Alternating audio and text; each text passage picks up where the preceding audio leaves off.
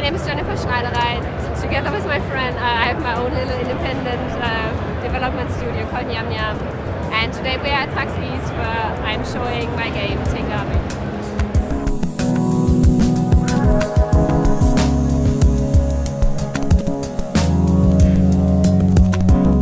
I think it must have been around 6 or 7 years old.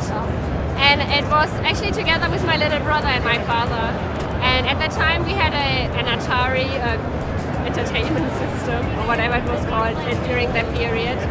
And in the magazines that you could buy, like the Atari magazines, they used to have these, which was kind of like source code at the time, which was just like a byte, like a code.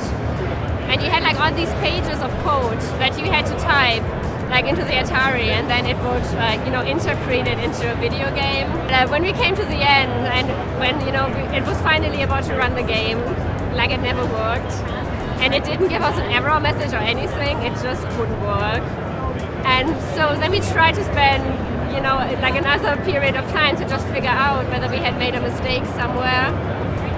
But even after several weeks of going through every code over and over again, we concluded that we hadn't made a mistake, but that the magazine had printed it incorrectly.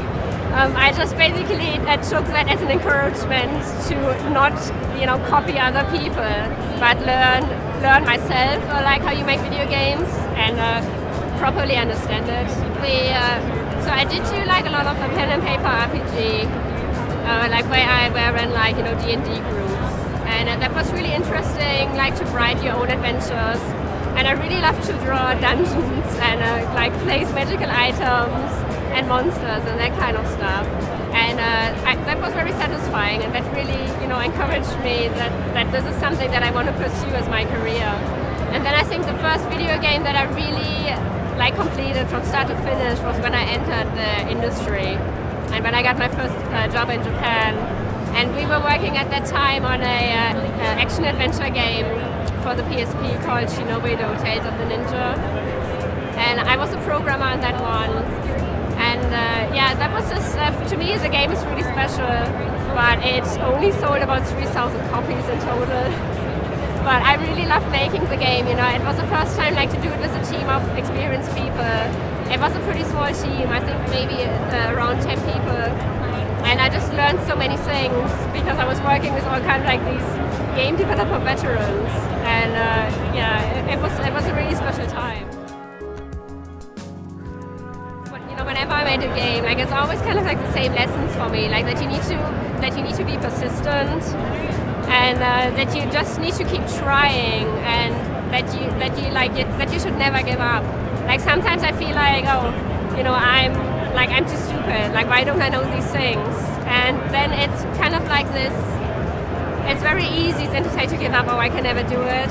But from what I have learned is if you don't get discouraged, and if you just keep going and keep keep trying to figure things out, also ask for help from other people who may have already done these kinds of things. Then at some point, you'll get to the point where you understand it, where you know how it works, and where you can do it yourself.